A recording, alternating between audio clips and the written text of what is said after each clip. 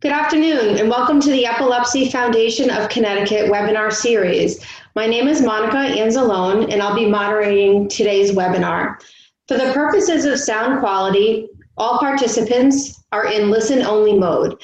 We welcome you to use the chat icon at the bottom of your screen to type all questions. They will be answered at the end of the presentation today. Today's webinar is titled Living Well with Epilepsy and will be presented by Cate Brocker, the director of the Epilepsy Foundation Wellness Institute. The Wellness Institute is focused on improving the quality of life and well-being of people living with epilepsy and those who care for them. Cate will give an overview on the Wellness Institute and will discuss epilepsy and the dimensions of wellness, including practical steps for improving wellness. Cate Brocker received a Bachelor of Science degree in nursing from Purdue University and a Master of Science degree in nursing from the University of North Carolina at Chapel Hill. Cate is board certified as a family nurse practitioner through the American Academy of Nurse Practitioners. She has experience as a healthcare practitioner and administrator in diverse clinical settings, including women's health, family medicine, and college health prior to joining the Epilepsy Foundation. So we welcome Cate today, and I'm going to go ahead and turn this over to her to start our presentation. Great. Thanks, Monica, for that introduction, and thanks for everyone for tuning in. I'm thrilled to be here today and to talk about living well with epilepsy and the work we do at the Wellness Institute. So on today's webinar, I'm going to be doing a brief overview of the Wellness Institute.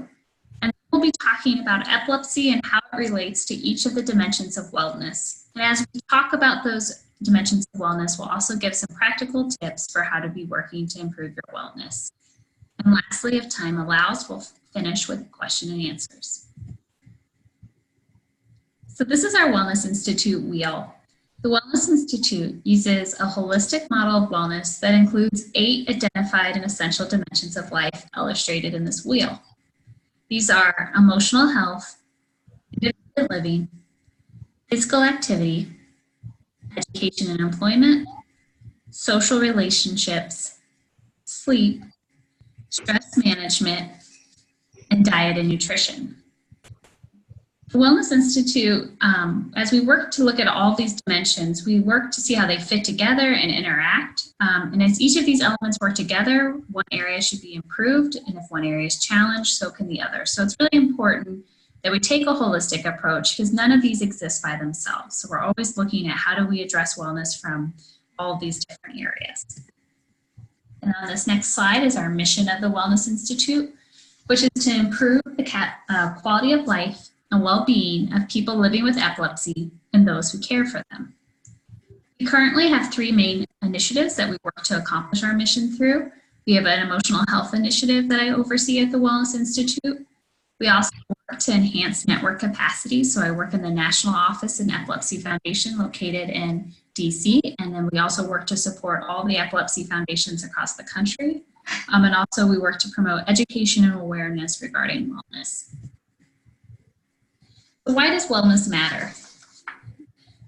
So the 2016 Epilepsy Foundation founded the Wellness Institute, and there was a survey that was conducted focusing on innovation and research, which asked the following question: where should epilepsy researchers focus? And over 1,000 survey participants ranked stopping seizures and improving quality of life as the top areas epilepsy researchers to tackle. So this finding suggests that not only are the medical aspects of having seizures important, but also the effect they have on daily living deserves just as much attention. Also, people living with uncontrolled epilepsy, which is 1 in 3, so we call that refractory or uncontrolled, but at least 1 in 3, sometimes higher, report that depression affects their quality of life more than seizures themselves, which is really important why we spend a lot of our time focusing on emotional health, which is leading me into my first dimension of wellness that we're going to talk about. So emotional health is important for all of us. Positive emotional health means being able to accept feelings and to find ways to enjoy life despite challenges. It doesn't mean you're happy all the time, but it means you have the reserve to deal with problems and challenges that might come up. Emotional health is important, just like all the dimensions of wellness, but it also serves as a foundation for several of the others. If you're not feeling emotionally well, it can be difficult to make healthy choices, such as being physically active, eating well, managing stress, or getting enough sleep. And why it's really important to talk about it is we know that there are several factors that if you're living with epilepsy or caring for someone who's living with epilepsy, that can affect your emotional health. We know medications you take for seizures can affect your mood. We know that seizures themselves, you can have changes in your mood before, after, or during a seizure. Depending on where your seizure activity originates in your brain can also influence how you feel.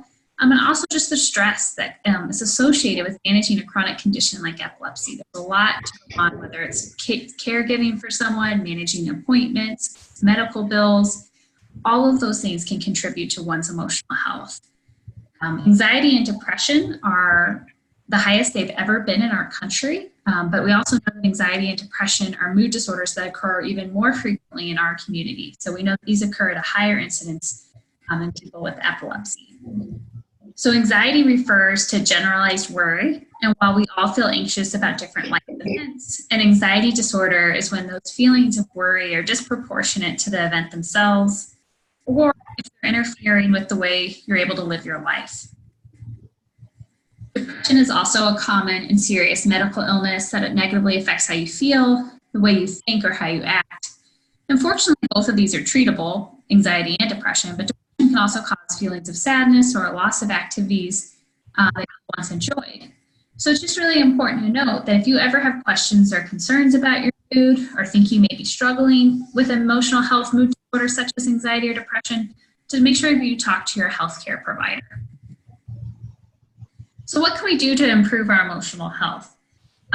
There's obviously a lot of things we could talk about. There's a lot you can do, but I'm going to just kind of talk about a few key areas.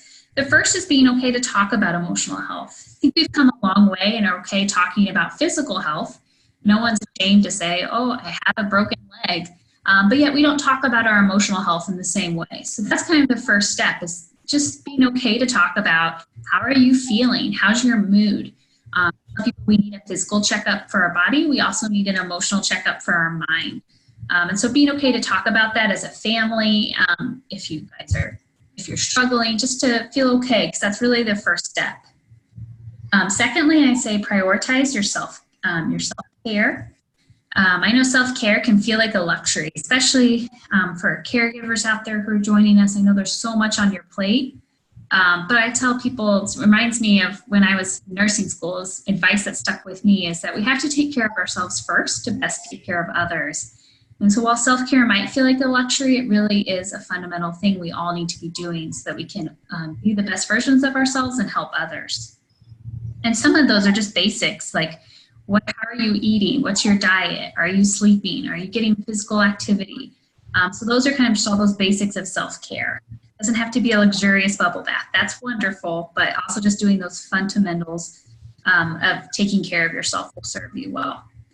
And then lastly, managing stress.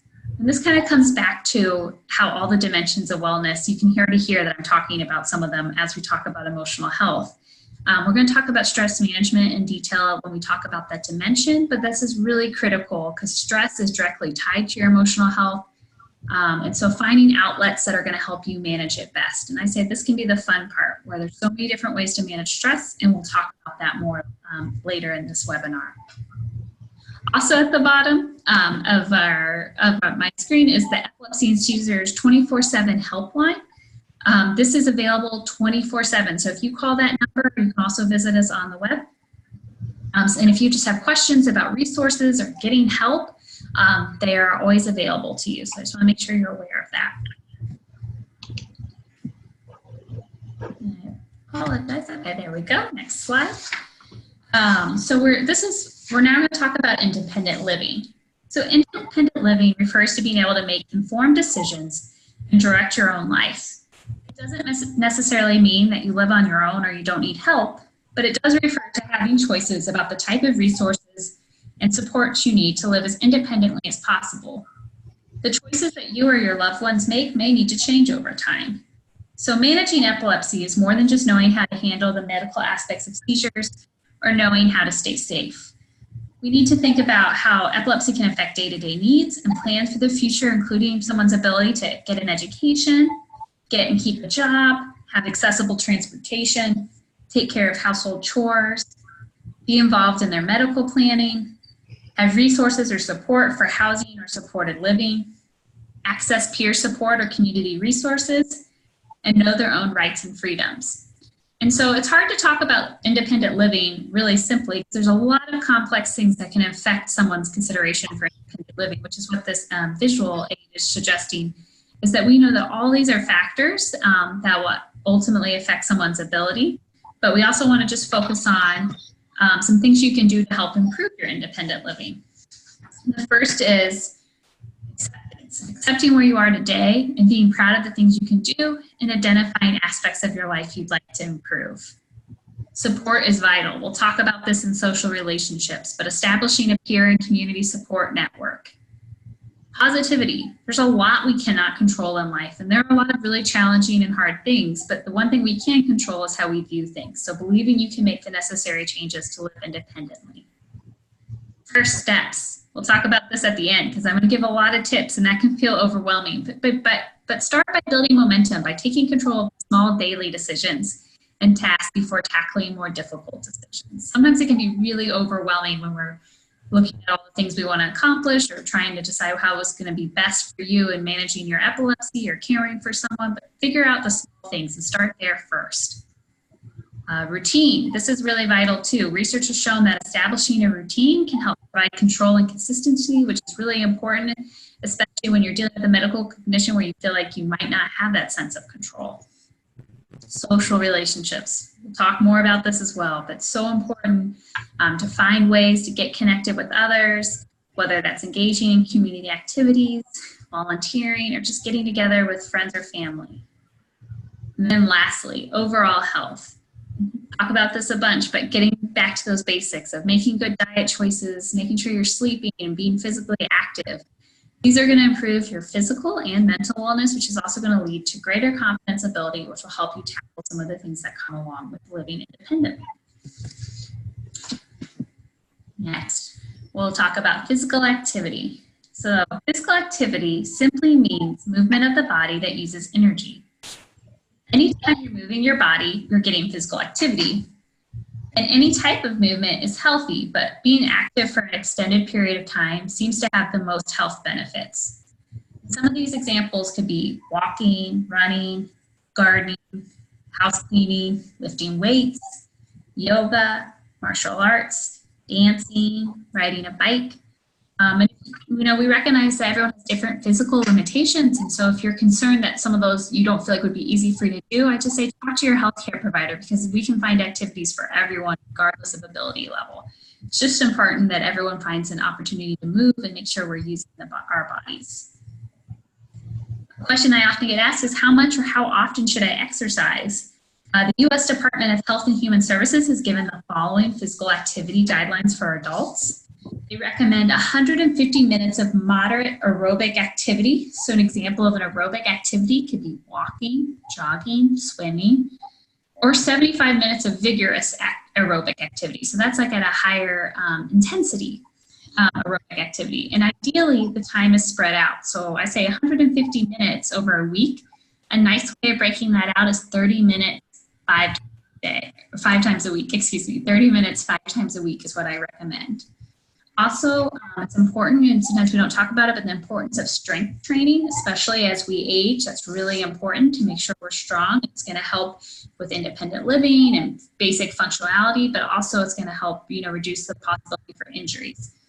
So it's recommended that you strength train at least 2 days a week, and it's ideal to exercise all major muscle groups of your body. So the physical activity guidelines do vary based on your different age groups, and to remind people, please consult with your medical team for any individual recommendations or if you're starting a new activity. Physical activity benefits everyone, regardless if you have epilepsy or caregiving for someone, but we also know that it can support seizure control. It can help reduce some side effects of some seizure medications. It can also reduce mood or stress levels. that's one of my favorites, is just 10 minutes of activity has been shown to improve your mood. So sometimes people get psyched out thinking, oh, I have to find 30 minutes to work out and I just don't have that time. But even just going a walk around the block, we know studies have shown that that will improve how you're feeling. Sleep, if you're physically active throughout the day, that can improve your sleep quality at night, which is really important. And we'll talk about sleep specifically, but we know that better quality sleep can lessen the risk of sleep deprivation triggering seizures. Cognition. So exercise can help you be sharper, help with thinking, memory, attention, which can aid your performance in school or work. And overall, just improve your quality of life. So physical activity is vital for everyone to do. So some tips for incorporating physical activity. I say first, schedule it in your calendar. Just like anything, if it's really important, you've got to reserve time for it. So just like I have all my work meetings and personal commitments on my calendar, I also schedule when I'm going to exercise. Otherwise, it won't happen. Also, I recommend finding a workout partner. That can be beneficial from a safety perspective, but also it can help you can kind of do two things at once. You can have that benefit of a social relationship and bonding, and that's also good for de-stressing. That can also help with accountability for making sure you get that workout in. Thirdly, I recommend track your progress. I think this is really important, and sometimes we make it too difficult, but I say just make it simple. If you're not being physically active right now and you want to set the goal that you walk 3 times a week, start tracking how many weeks did you hit that goal. That can be really helpful for personal accountability, and it can be encouraging to reflect back and just look and say, wow, over the last month, I hit that 3 out of 4 weeks. That's great. And also keep in mind why you want to be physically active. I encourage people to sometimes write down maybe 1 or 2 reasons why they're doing what they're doing. Maybe it's to be a better parent, or to feel better about themselves, or to sleep better at night. And I say write those couple reasons down and put it somewhere you can see it. Make it a screensaver on your phone, put it in on your bathroom mirror, somewhere just to remind you, because there's going to be hard days when you just don't feel like doing anything, and we all have those, but just a reminder of why you're doing what you're doing.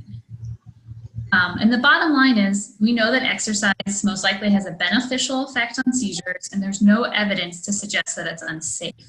So if you have any concerns or questions, this is where I always say talk to your healthcare provider, but we want to make sure everyone is able to be moved and be active. All right, so next dimension of wellness we'll be talking about is education. Education improves health because it increases an effective agency, enhancing a sense of personal control that encourages and enables a healthy lifestyle. Education's beneficial effects are pervasive and are growing across the life course. The American Public Health Association said that education is one of the most important social measures that correlate strongly with life expectancy and most health status measures. So it's really key to identify any learning problems and getting the right help to maximize a student's learning. Epilepsy, especially when seizures are well controlled, has little or no impact on school performance for many students. However, seizures and the underlying cause of seizures can result in problems with learning, memory, attention, and other skills needed to succeed in school. So it's important to note that all students with seizures who may have learning problems are eligible for an assessment of their learning and educational needs. And some students with epilepsy may need individualized support in the school environment, such as an individualized education plan, or shortened is called an IEP, or a 504 plan.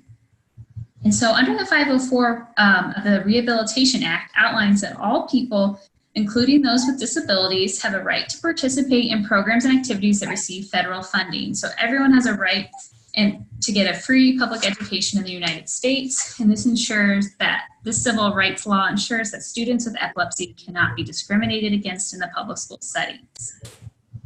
And then lastly, just important to remember for those caregivers out there that telling the school about a student's epilepsy is often the first step that you need in getting the help. So you can talk to your epilepsy doctor about school or how you or your child are doing. There are a lot of things out there. Sometimes neuropsychology testing might be recommended to assess a student's strengths or difficulties. So it's just important to share your concerns so you can get the help you need. So on to employment. So the APA grants all individuals with disability uniform protections regardless of which state they live in. The 2008 Americans with Disability Amendments Act made it clear that people with conditions such as epilepsy are covered by the ADA and protected from discrimination on the basis of their epilepsy. Often I hear, should I disclose my epilepsy to my employer and coworkers? And I think it's important to note you do not need to tell an employer about your epilepsy or other disabilities unless you want to, or if you might need accommodations. And so some examples of accommodations could be changes in your workspace to prevent injury if a seizure should occur, training your colleagues on seizure first aid, perhaps a change in work hours to allow for reasonable breaks or to minimize seizure triggers, the use of written or technology aids to help with memory or learning problems, time off or flexible work hours for tests, hospitalizations or medical visits. And some people tell employers or coworkers about their seizures so that those around them know what to do if they have one. But that's ultimately up to you. And I also want to make sure everyone knows that there is help available for work-related problems. There are people called vocational counselors that can help assess a person's job readiness and skills and teach new job skills and help find a job, provide coaching to help workers succeed in their job. In the Epilepsy Foundation, we can also help you learn about your rights and responsibilities as well as how to ask for reasonable accommodations. So if you're concerned about discrimination at work or other legal concerns, please contact the Epilepsy Foundation's 24/7 helpline. We also have a legal defense fund so we can be helpful and help you connect with the right people. All right, so social relationships, our next dimension of wellness. Social relationships are the relationships that build our communities of support, whether that's with friends, family, colleagues, loved ones. What's interesting about social relationships is we have a lot of research that shows that people who are more socially connected are healthier and live longer than people who are more isolated. And we know that social relationships can help provide support to manage stress and help achieve success in the education and employment work environment. So just a reminder that all of these dimensions of wellness are interact and affect one another. So social relationships can be tricky, and having epilepsy can be upsetting and make you feel isolated or alone. And if you have epilepsy or a family member or friend, the good news is you're not alone. Chances are there's a community of people in your area going through the same challenges that you are. So the first step I tell people is to understand your family relationships and to talk about how each family member feels. Everyone responds differently. And so some people might be really expressive and want to talk about how they're feeling, and some people might really wall off and keep things to themselves. And so it's important to recognize that we all handle things differently, and one is not right or wrong, but having that understanding for each other and also that knowledge of how people respond can help navigate these relationships. Also, I encourage all members of your family to learn as much as they can about epilepsy. Knowledge is power, and that helps take back some of the sense of loss of control that can be experienced from being diagnosed with epilepsy. It also just helps you be more informed and know your resources. Also, I recommend finding a support network. Looking for a support group from your local Epilepsy Foundation. I provided a web address where you can search for ones in your area. Also, just connecting with Epilepsy Foundation Connecticut, since you're listening to this webinar, they can help you. You can ask your doctor or other healthcare professionals for help. You can check with the nearest epilepsy center to see if they have a support group or can connect you with other families. And also you can connect with others on our online community at epilepsy.com/connect. We have a group there where you can get on any time of day and chat with others. There's forums where you can post if you have a question or if you want to see other questions people have asked or answer someone's question. It's a really great way to connect when maybe there aren't people that are easily available to you geographically. We have a monthly chat about it talk, and tonight we're doing that at 8 p.m. Eastern, so hope you can join us. That's also another thing where we'll have a featured guest. Like last month, we talked about the challenges of living with epilepsy and brain surgery and heard from someone with a lived experience. So it's a really great way to connect and learn from others. All right, sleep. Hopefully I'm not putting you to sleep with this webinar. Sleep is the process your body uses to recover from the wear and tear of daily living. It's a necessary part of life, and it's essential for our mental and physical health, quality of life, and safety. So sleep can affect the timing, number, and severity of seizures. So it's really vital that you pay attention to your sleep quality and ensure that this is a priority. Inadequate sleep or not enough sleep is a common seizure trigger for many people. Seizures at night can often interrupt the quality of sleep, which can leave people feeling sleep deprived during the day. So maybe they're napping more or having trouble falling asleep at night then. We know some seizure medications can affect your sleep. And then also, if you're a caregiver for someone living with epilepsy, it's very important you make healthy sleep a priority for yourself. For example, you might be worried about your child or family members at night. You might be woken up by seizures and not get enough sleep, or you might be sleeping in your child's room to be there in case they have a seizure. So people with problems sleeping should talk to their epilepsy providers as well as the primary care providers to sort out any possible causes of sleep difficulties, and they can help so to make sure this is a priority for you. No matter how much sleep you need, there are several steps you can take to improve your sleep habits. So here are some tips to get a good night's sleep. The first is setting a time for bed and sticking to that schedule. One of the best advice I can give is trying to keep the same time. It can be hard. Sometimes during the week, we're really good about going to bed at a certain time and getting up, but then on the weekends, we stay up really late. And there's data to show that's hard on your body. So as much as you can, for me personally, I found I feel the best if I can stick within an hour of variation. So if I'm going to bed at 10 on the weekdays, that I'm not staying up past 11 on weekends. Also being aware of how much sleep you need. So sleep requirements differ on the individual's age, but for most adults, we know that you need anywhere between 7 to 9 hours of sleep. And so you have to stick to that kind of sleep schedule. So if you know you have to get up at 6, if you need 8 hours of sleep, you really should be in bed at 10, and actually ideally at least 30 minutes earlier, because we know when people get into bed, they don't just automatically fall asleep. If you're ever curious about how much sleep you feel like you physically need, a good activity to do maybe a week when you're on vacation and have flexibility is pick the same time of night each night. So go to bed every night at 10 and see what time you wake up the next morning. And that can give you a good idea of what your body might need. Also, I recommend following a relaxing routine at the end of the day before bed to shut down and de-stress. So this might be drinking a warm beverage, uncaffeinated, reading a book, talking to a friend, but try not to have it involve technology. There are studies that show that the lights from, like, say, a phone or a laptop or a TV can disrupt your REM, which is your deep quality sleep. So my rule of thumb is turning off electronics an hour before bed and trying the best you can not to keep them right next to your bed so you're not tempted to look at them. Another great thing is to get some sun during the day, and if possible, I recommend doing it first thing in the morning because that can help jumpstart the production of melatonin, which is a hormone that regulates your sleep and wake cycles. Also, keeping your bedroom dark, quiet, and cool, and best for sleep, and really reserving it for sleep, not using your bedroom for work or other activities so that you can start associating that with sleep. Using fans or humidifiers to create white noise can be helpful. Getting plenty of exercise during the day. If we're sedentary or not moving all day, sometimes it's hard to be tired enough to sleep. But that being said, it's also important to remember not to exercise too close to bedtime. The general rule of thumb is not to exercise more than 2 hours before you go to sleep, because exercise can really get you going and alert, and so it can be hard to wind down if you just did a vigorous activity and then you'll fall asleep. Also, avoiding large meals right before bed and avoiding stimulants and alcohol in the evening can also aid your sleep quality. We're now going to talk about stress management and how it relates with epilepsy.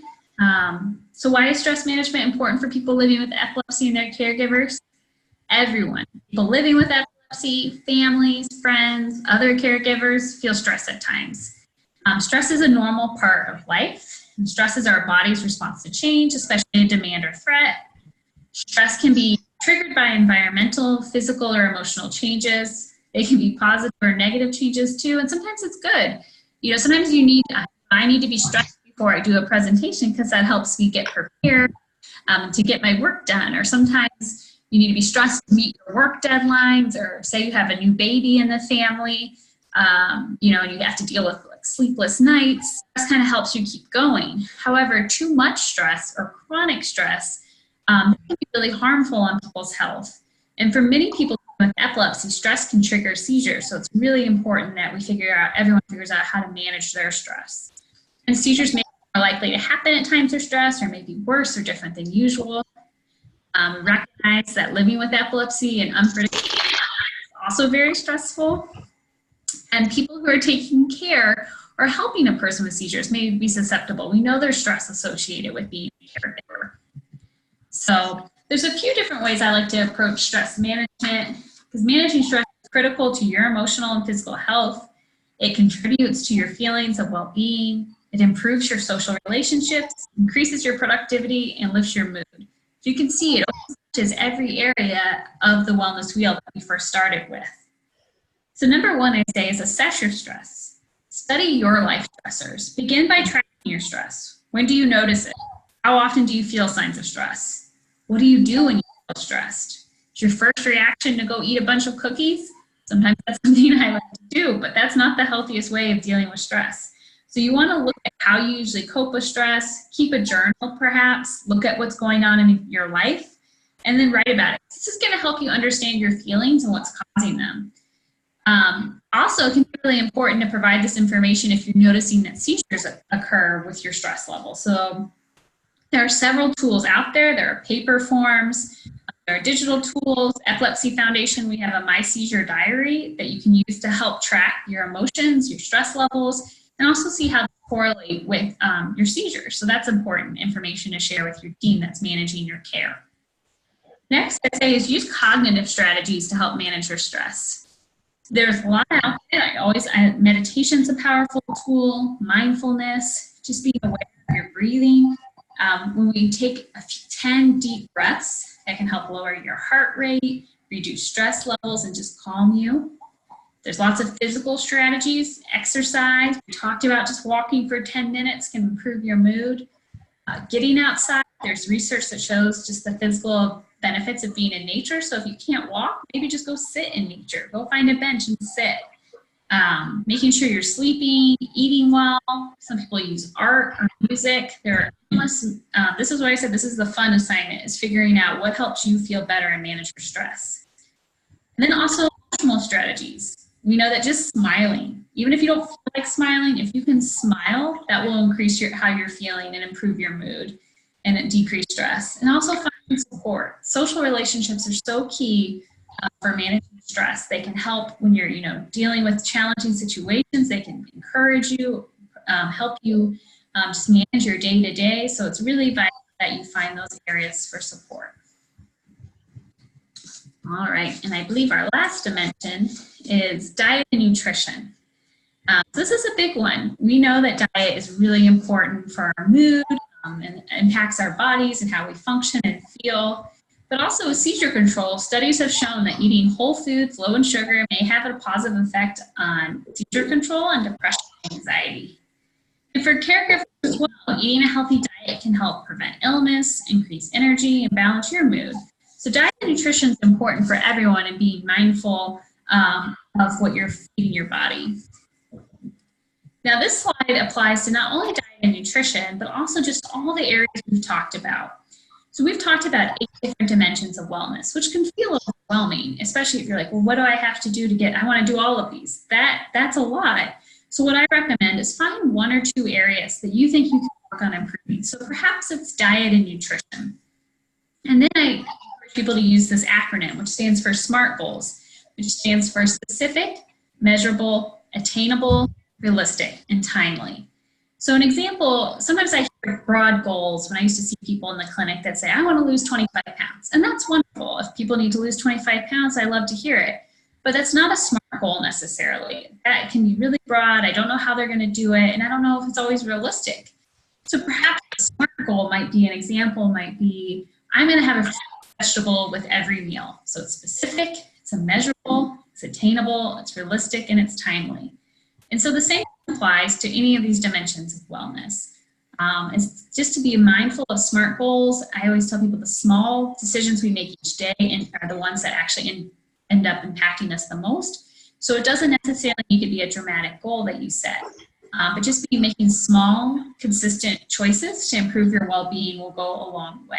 So my encouragement, if you're hearing all these areas, is just pick 1 or 2 dimensions and make that your focus. And then when you feel like you've got those where you'd like them, pick a new 1 or 2. Also, I know this was a brief overview of the Wellness Institute and our dimensions of the wellness. We could easily talk about each of these dimensions by themselves, but I encourage you to visit epilepsy.com for more information on epilepsy, wellness, and more. We have over 1 million visitors at epilepsy.com every month. Also, I would encourage you to subscribe to the Epilepsy Foundation newsletter. We do a lot of webinars, Facebook Lives, lots of education on all of these topics. Sometimes we have a webinar solely devoted to sleep with some of the sleep experts, or we'll have one solely on diet. And so that's a great way to be plugged in and in the know about things, and also just to connect with others. At the Wellness Institute, we've launched a new Wellness and Epilepsy Toolkit, which is a wellness folder, and we have an in-depth fact sheet on each of the 8 wellness I talked about today, as well on an overview to wellness and one specific for caregivers. Also, just to remind you, be connected with your local Epilepsy Foundation. At Epilepsy Foundation Connecticut, we know that they all have several offerings that can benefit you. They have a program called Hopscotch, which can help with memory, Studio E, which is project, and also Project Uplift, which is a program that uses mindfulness to address depression. So there's a lot of programs out there for you to take advantage of. And before I leave you, I just want to remind everyone to remember that challenges in epilepsy extend beyond seizures. Often that's our focus, is stopping the seizures, which that should be a focus. But also know that there's things that go beyond that, and you shouldn't suffer alone if you have concerns. Epilepsy team and Epilepsy Foundation can help. Remember to take time for your emotional health and wellness. It's not a luxury. It's an important thing to do so that you'll feel better, and ultimately also positively impact your seizure control. Also remember to be prepared for clinic visits, ask questions, take notes, learn as much as you can. Connect with your local Epilepsy Foundation if you haven't done so, and visit epilepsy.com for more information. And with that, I want to thank you all for your time and for joining us today and tuning in to learn about living well with epilepsy. I just want to open it up to see if we have any questions. Well, then thank you, Cate, very much. While we're waiting to see if anyone types any questions in, I just wanted to comment that just to hear you presented in this way, it really is interesting that the fact that it's a wheel and each dimension is connected. It really is true that each item that you talked about today is connected to all of the other items. And it's important for all of us, but especially for people with epilepsy, to be focused on these things. So that was really great, a lot of good information.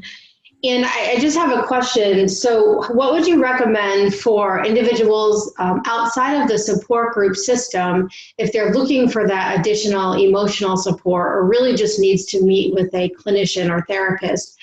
What would you suggest as being the best way for someone to find someone in their community? I know we have a list here, but it's very challenging for people to identify with someone that they feel comfortable with and that they think will meet their needs. I'm not sure if you have any suggestions in that area. Yeah, sure. That's a great question.